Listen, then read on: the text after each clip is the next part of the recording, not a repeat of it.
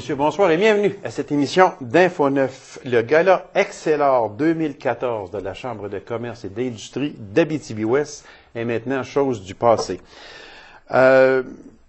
C'était comme à chaque année, c'était grandiose. Il y a plusieurs entreprises, plusieurs personnes qui ont été honorées encore cette année. Alors, pour nous donner les résultats de ce gala Excelor 2014, c'est avec grand plaisir que je reçois la toujours sympathique directrice générale de la Chambre de commerce et d'industrie d'Abitibi-Ouest, Mme Stéphanie Bédard. Madame Bédard, bonsoir. Bonsoir, c'est la casse. C'est toujours un plaisir que de vous recevoir, Madame Bédard, parce que je sais, vous faites un travail, je ne le dirai jamais assez, vous faites un travail gigantesque. Ben merci, c'est gentil. Puis, aussi, des fois, les gens peuvent dire, ah, Gaby, ça, il se répète, mais non, mais oui, mais des fois, c'est essentiel de se répéter parce que je le dis, puis je le dirai jamais assez, que la Chambre de commerce et d'industrie, elle est essentielle dans notre milieu. Mm-hmm. Elle est essentielle pour l'industrie. Et c'est ça que, avant ça, c'était la Chambre de commerce d'Abitibi-Ouest. Mais oui, là, maintenant, on a inséré le mot industrie. Puis c'est joliment, c'est essentiel. Tout simplement, parce que la Chambre de commerce est là aussi pour aider les industries. Puis vous faites aussi la Chambre de commerce. C'est un travail gigantesque, je l'ai dit, je me répète, puis je le dirai jamais assez. Madame Bédard, encore une fois, comme je le disais, ce fut encore un succès. Il y a eu des lauréats. Mm-hmm. Puis moi, j'aimerais juste attirer l'attention peut-être sur une chose que l'on ne parle pas souvent. Là, on va nommer la liste des gagnants. Du gala Excelor, mais il y a ceux qui étaient mis en nomination aussi. C'est important de le dire, ça. Bien, pour nous, ils sont tous gagnants. Oui, c'est ça. Oui. À partir du jour où une entreprise dit, moi, je fais mon travail d'introspection, je décide que je suis bon, puis je présente mon dossier de candidature, juste ça. C'est un effort qui semble banal, mais ça ne l'est pas. Donc, nous, dès qu'on reçoit des dossiers de candidature qui sont conformes, puis que les gens sont finalistes, pour nous, ils gagnent. Puis c'est nos ambassadeurs, c'est nos entreprises, c'est notre richesse sur notre territoire, donc oui, effectivement. Alors, si on y allait, Mme Bédard, avec les catégories et les gagnants, c'est ça, et les catégories avec les lauréats. Quand on parle d'un investissement de 250 000 $ et moins... Les fermes Bégin. À Sainte-Germaine. À Sainte-Germaine, oui. C'est ça, OK. Oui. Quand on parle d'investissement... Moi, là, ça, c'est un fait... On dit que l'agriculture, des fois, ça va pas bien. Je reçois ici M. Vachon, le président de l'UPA, que je reçois régulièrement. Puis il me disait aussi que les investissements qu'il fait annuellement. Là, on en a un exemple ici, vraiment, quand une ferme comme les fermes Bégin investissent près d'un quart de million, il faut croire à l'industrie agricole à ce moment-là. Exactement. Puis nous, pour nous, c'est une fierté. Hein? L'agriculture, c'est 30 % de notre territoire au niveau économique. C'est très rare qu'on a des lauréats ou des candidats en agroalimentaire. Donc, en plus d'en avoir comme finalistes, de les voir là comme gagnants, je ne dis pas que les autres n'étaient pas bons, loin de là. Ils étaient tous excellents, mais c'est ça. C'est beaucoup de courage démontré par ces jeunes-là de dire oui, j'ai investi en agroalimentaire. Des sommes importantes. Puis ça fait aussi que il y a le mot relève aussi à ce moment-là. Parce que quand on est capable, c'est-à-dire, pas quand on est capable, quand on investit un quart de million dans une ferme, il faut croire à la relève aussi, parce que si on sait qu'il nous reste peut-être une dizaine d'années à être actif sur une ferme, on ne dépensera peut-être pas un quart de million, mais si par contre nos enfants sont en arrière nous autres, la relève est là. Et ce que je peux confirmer, c'est que l'investissement, c'est les deux fils. C'est les deux fils, bon c'est voilà. Vraiment les deux Exactement. fils. Fait que c'est là que quand on parle de relève à ce moment-là, voilà, qui est... alors, bravo, les fermes Bégin. Investissement de plus de 250 000 $. Alors, la pourvoirie des îles du lac du Parquet. Ça, c'est pas vieux, ça. C'est leur deuxième année d'opération. Exactement. Fait que ça veut dire qu'on croit au tourisme. Oui. beaucoup, beaucoup, pour investir plus qu'1/4 million dans une pourvoirie. Puis c'est près de chez nous, c'est à Du-Parquet. Exactement. Et c'est très beau. C'est très beau. J'ai vu, j'ai communiqué avec eux autres à quelques occasions pour des choses personnelles, comme on dit. Puis oui, c'était la politesse et puis et la propriétaire, on dit là, son nom m'échappe de Janice Lavoie. Voilà, Madame Lavoie, que je connais très bien parce qu'elle était au salon des animaux de compagnie. Longtemps, souvent, elle est venue ici à mon émission et également parler du salon des animaux de compagnie. Alors, c'est elle qui est rendue là avec son conjoint. Puis, bravo à la pourvoirie des îles du lac du Parquet. Nouvelle entreprise. Le Rouge Café. Sophie Royer. C'est ça, exactement. Ça aussi, ça ne fait pas longtemps. Ça, là, c'est plaisant. C'est plaisant quand on regarde ça parce que nouvelle entreprise, le mot le dit, c'est nouveau. Donc, ça veut dire qu'on croit encore à tout ce qui se passe chez nous. Oui. Puis, on n'a pas peur d'investir et d'ouvrir de nouvelles entreprises. Il y en a qui vont dire, ben, le Rouge Café, c'est peut-être pas une énorme entreprise. Non, mais c'est une entreprise. Oui. Puis même si c'est une PME, mais c'est une entreprise. Puis, à force d'en faire de petites entreprises, bien là. Oui, puis je tiens à souligner que cette année, dans la catégorie Nouvelle entreprise, c'est 5 finalistes qui étaient présentés. Donc, malgré le ralentissement économique, ça démontre que les gens n'ont pas froid aux yeux puis vont de l'avant en créant des entreprises. Oui. Les gens y croient encore. Oui. Eh bien, bravo.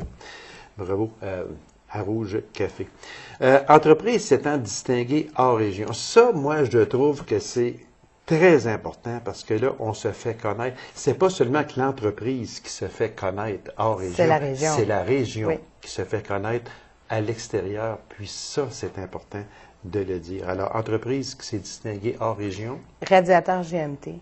Et ce qui est intéressant, c'est bien qu'il soit établi, implanté à la Sarre, ben pour lui, en Abitibi-Ouest, pour son entreprise, c'est 5 de son chiffre d'affaires. Donc, le reste est vraiment à l'extérieur. C'est un beau modèle de rayonnement pour nous, là, oui, vraiment. Oui, c'est sûr. Ça veut dire qu'on parle à ce moment-là de 95 de son entreprise qui est à l'extérieur. Donc, c'est important. Alors, entreprise qui s'est distinguée hors région, radiateur GMT. Bravo. Gestion proactive des ressources humaines. Le lauréat cette année, la COP Val-Nord. Donc, encore là, beaucoup de mesures ont été mises en place dans les 3 dernières années au sein de l'entreprise pour faciliter, dans le fond, le bien-être des employés et le sentiment d'appartenance. Et ça fonctionne bien. Jeune relève, ça aussi, c'est important, la relève.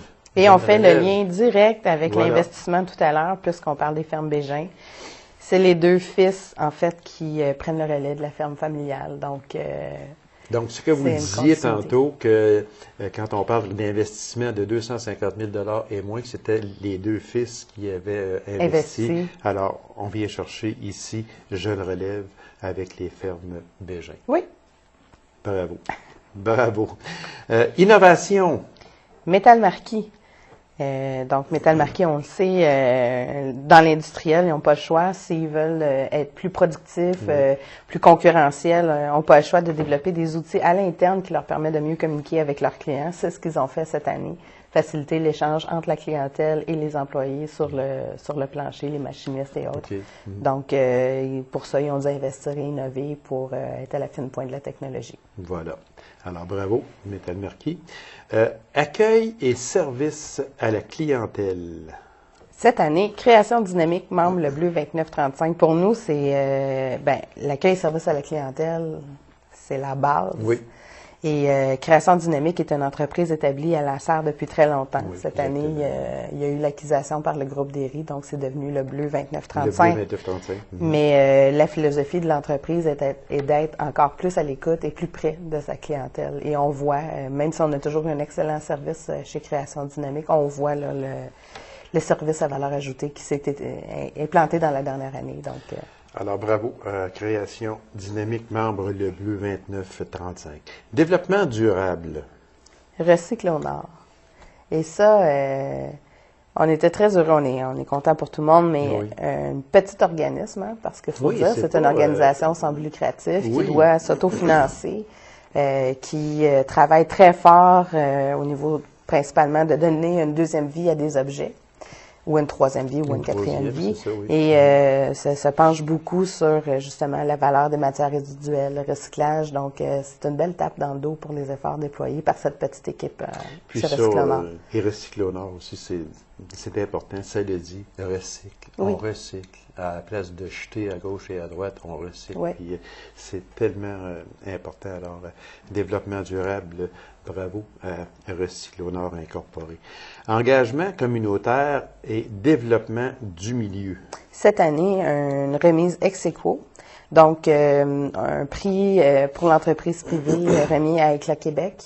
Et là, je dirais un projet, puisque c'est pas une organisation en soi, au comité d'accessibilité des lieux publics d'Abitibi-Ouest, qui eux aussi travaillent très fort depuis 12 ans à s'assurer que pour l'ensemble des gens à mobilité réduite, hein, on parle pas seulement des gens en fauteuil roulant, mais ça peut être une jeune famille avec une poussette ou quelqu'un qui a un accident qui temporairement est en béquille ou quand on le vit pas, on s'en rend pas compte. Mais quand on a une problématique, c'est donc apprécier les efforts de ces comités-là. Oui, tout à fait. Exact. Et les deux, le coup de cœur du jury, ça c'est toujours extraordinaire. C'est dans les grands prix de la soirée. Encore une fois, une remise ex aequo. Donc, la pourvoirie des îles du lac du Parquet et à Jim Oxygène Plus. Donc, la pourvoirie pour les efforts mis dans les 2 dernières années. Leur dossier était impeccable. Puis Jim Oxygène Plus, on parle de 2 nouveaux propriétaires qui sont en place depuis 1 an, qui avaient un très beau dossier, qui malheureusement n'ont pas été lauréats dans une catégorie. Donc le jury a choisi d'en faire son coup de cœur. Et le clou de la soirée, c'est l'excellent Jean Perron. Remis cette année à M. Gilbert Rivard pour l'ensemble de sa carrière. Donc autant pour ce qu'on connaît de M. Gilbert Mawson-Rivard et de son implication dans la communauté du monde des affaires. Très, très, très active. Il l'a été et il l'est encore aujourd'hui. Très actif. Bravo, Gilbert. Alors, c'était les lauréats du Gala Excellor 2014. Il reste à peine 1 minute, Madame Bédard. Vous voulez me parler de Royal Nickel? Oui, bien en fait, vous l'avez dit, hein, on est là pour les industries, nos entreprises. Donc, on est fiers de dire qu'en novembre, une journée organisée conjointement avec la Chambre de commerce Centre-Abitibi, donc territoire de l'Amos, où est-ce que toute la journée avec Royal Nickel, on a des activités de maillage pour nos entreprises. Donc, ce qu'on veut, c'est d'aller chercher maximum de visibilité auprès de ce grand donneur d'ordre-là pour que nos entreprises puissent espérer avoir une petite partie de la table. C'est important parce que Royal Nickel s'en va dans la direction d'une mine qui va être extraordinaire, qui va employer plusieurs centaines de personnes. Et c'est à cheval un peu entre l'Abitibi-Est et l'Abitibi-Ouest. On est collé. On est collé. Fait que c'est très bien de faire des partenariats pour aller en chercher le plus possible. Réellement, c'est vraiment extraordinaire. Puis il faut tenir les guides parce qu'il faut que ce soit à nous. Le plus possible. C'est important. Alors, Madame Bédard, merci infiniment. Je sais que vous êtes déjà, après travailler le Gala Excellor 2015, fort probablement. Il y a des activités qui s'en viennent également à la Chambre de commerce. Probablement, on va en parler un peu plus tard des activités de 2015 qui s'en viennent. Alors, Madame Bédard, merci infiniment. Bravo aux lauréats, bravo aussi à ceux qui étaient en nomination, c'est important de le dire. Puis on se dit sûrement à l'an prochain pour le Gala Excellor 2015. Madame Bédard, merci. Continuez votre excellent travail. La Chambre de commerce a besoin de vous. Merci, M. Lacasse. C'est moi qui vous remercie. Alors, courte pause, on vous revient immédiatement après. Restez avec nous.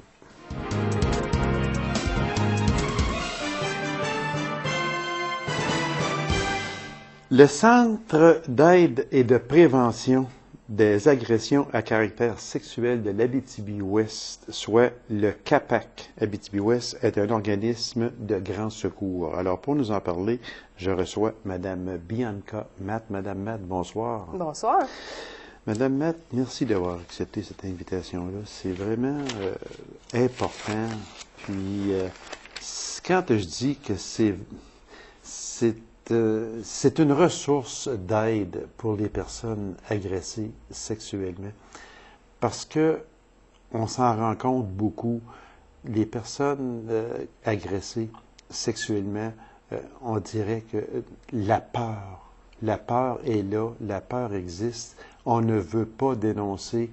Je ne serai pas cru, qu'est-ce qu'ils vont penser, qu'est-ce que mes parents vont penser, ça se peut pas, ils croiront pas que c'est mon oncle X avec l'autre mon oncle Y qui m'a fait ça, ils croiront pas ça. C'est un dilemme. Oui, c'est un dilemme, puis souvent, hein, le tabou il est entretenu, on le sait souvent dans les cas d'agression sexuelle, surtout chez les enfants. Il y a beaucoup la menace aussi qu'on fait auprès des victimes de dire tu le dis pas, de toute façon, ils ne croiront pas. Ils vont te punir, ils vont... Il y a tout ça qui est entretenu chez les enfants, mais aussi chez les femmes, parce qu'on le sait que la sexualité, c'est tabou aussi, encore, malgré tout. Même cela a évolué beaucoup, mais c'est encore tabou. C'est encore tabou. Puis, des fois, à l'âge adulte, ce qu'on a, ou plutôt à l'adolescence, qu'on va entendre beaucoup comme préjugé, c'est ben, elle l'a cherché, elle l'a fait exprès, ou alors que non, tu sais, une agression sexuelle, c'est si on est, exemple, avec son conjoint ou avec un ami ou peu importe, et qu'il se passe des gestes à caractère sexuel, puis tout à coup, la personne se sent pas bien, la fille se sent pas bien, veut pas continuer, elle va le dire. Mais si la personne continue pareil, ça devient une agression sexuelle. Donc, ça devient que c'est plus agréable, mais pas du tout. Donc, ça devient vraiment une agression sexuelle. Madame Matt, tu sais, on pense tout le temps que les agressions sexuelles, ça se passe surtout dans les grands centres. Quand on parle d'agression sexuelle, ben c'est Montréal, c'est Québec, c'est Trois-Rivières, c'est Sherbrooke, c'est Gatineau. Puis on pense que chez nous, en Abitibi-Témiscamingue, on ne s'imagine pas qu'il y en a, mais est-ce qu'il y en a tant que ça chez nous? Oui, malheureusement, il y en a. Malheureusement, il y a encore des gens qui vivent là-dedans. Il y a encore des agressions sexuelles qui se commettent à tous les jours, malheureusement. Ce que je trouve dommage, c'est qu'il y a vraiment une méconnaissance, justement. C'est peut-être des fois une banalisation aussi de ce qui se passe ou de ce qui pourrait être une agression sexuelle. Des fois, on banalise un peu ça, que ce soit dans les familles ou que ce soit, des fois même dans les médias, dans ce qu'on voit, on banalise un peu ça. Donc, malheureusement, oui, ça existe. Malheureusement, c'est pas juste dans les grands centres, ça a vraiment dépassé le parc. Et c'est rendu chez nous aussi. Et ça a toujours été chez nous parce que je reçois des femmes, des fois, qui ont peut-être 60 et 70 ans et même plus. Et c'est des femmes qui ont été victimes d'agressions sexuelles dans leur enfance. Donc, ça fait des fois peut-être 60 ans que ça s'est passé. Fait que ça fait très longtemps que ça existe. Et le plus bel exemple qu'on a eu, c'est tout dernièrement Sheila Copps, qui a avoué avoir été violée alors qu'elle était jeune. Puis Michel Copps, là, on parle d'une personne d'une soixantaine d'années et plus, là, je crois. Là. Fait que ça veut dire que... Mais il y a une chose, on en a parlé avant d'entrer en onde un peu, puis j'aimerais qu'on revienne sur ça, parce que c'est important de le dire, Madame Matt. Ça dénonce beaucoup plus. Ça pourrait le faire encore plus, j'en suis persuadé, là. Mais ça dénonce beaucoup plus. Est-ce que on peut dire que l'élément déclencheur, ça aurait pu, ou c'est probablement quand Nathalie Simard s'est vraiment mis à table et qui a dénoncé son agresseur, Guy Cloutier. Est-ce qu'on peut dire qu'à partir de ce moment-là, d'abord, tout le monde l'a pris en pitié et avec raison également. Est-ce qu'on peut dire qu'à partir de ce moment-là, on a commencé à dénoncer plus? C'était l'élément déclencheur. C'est sûr que c'est difficile à dire, oui, ça peut être vraiment ça, parce qu'il y a aussi tout le travail des calax. Tu sais, il y a beaucoup de calax à travers le Québec. Malheureusement, il en manque à des places. Mais tu sais, il y a tout le travail des calax qui a été fait pour aller rencontrer les gens, aller sensibiliser les gens à dire, si vous avez vécu telle et telle affaire, vous êtes senti comme ça, c'est une agression sexuelle. C'est un peu de venir enseigner aux gens qu'est-ce qu'une agression à caractère sexuel en fin de compte. Donc, les calax ont fait beaucoup de travail en ce sens.